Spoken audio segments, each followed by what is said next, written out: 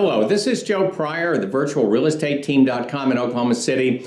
And today I want to talk about two different types of real estate investments that you can get yourself into. One of which is short-term and one which is long-term.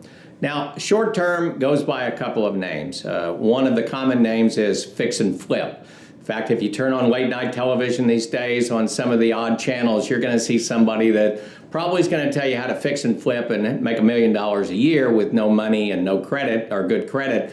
And of course, we know that's ridiculous, but there are people that can make money by doing a rehab and resell, which is the nicer term for it. And you know, the key about doing short-term investment, I think, if you're going to do this, is two things. First of all, I think you should live in the area in which you're buying, mainly because you need to be able to oversee that. If you oversee that, then you're not paying a general contractor a 10% override, and that is profit that you've lost. The second thing is learn how to do things yourself. You know, if you learn how to paint or do some other things that you can do for fixing up the home that doesn't require a license, again, that's what we call sweat equity. That's extremely important that you're able to do that because that can save you thousands of dollars also.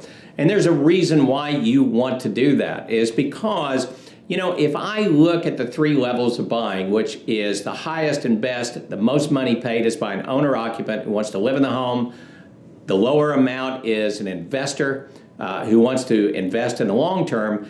And then the lowest amount to be paid is a short-term fix and flip, rehab and resell investor because there's more risk involved. You know, the longer that goes, the more that interest rate clock is ticking, and you just can't afford that if you want the kind of return that you deserve for the amount of money that you're putting out. And so you pay the lowest amount of money, but you also have the greatest amount of risk. And so if you're in a local market, you can understand that risk a whole lot better. You can be involved and see that the work is being done rather than trusting someone else 1,000 miles away that you don't necessarily know if they're really doing the right thing for you as versus your eyes.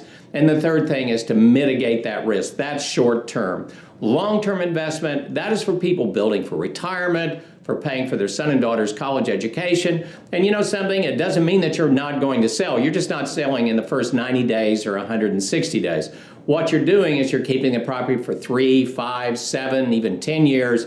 And what you're doing is you're building up retirement income, you're building up extra income, you're building up a college fund. And what you're doing is, yes, in that case, you can buy outside of your area if you deal with a trusted realtor. And the other thing about that is that you're going to get a property manager, you're going to get a lot of people that are going to help you out, that are going to be able to take care of you, and you're going to have long-term investment returns that are going to be important to you.